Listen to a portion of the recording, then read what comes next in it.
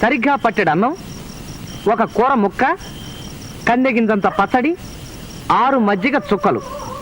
ఇది మా మెను అంతే. అలాగా? మరి చికెను మటను తినేవాళ్ళు? అవి మేము తింటామండి. తింటామంటే పీక్కు తినాలా చెప్పండి? ఓ కోణ్ణో మేకనో గుమ్మానికి కట్టేసుకుని దాని వంకే చూస్తూ లొట్టలేస్తూ ఉట్టన్నం తింటూ ఉంటే ఉంటుంది. అచ్చం చికెన్ తిన్నట్టు అనిపిస్తుంది అనుకోండి.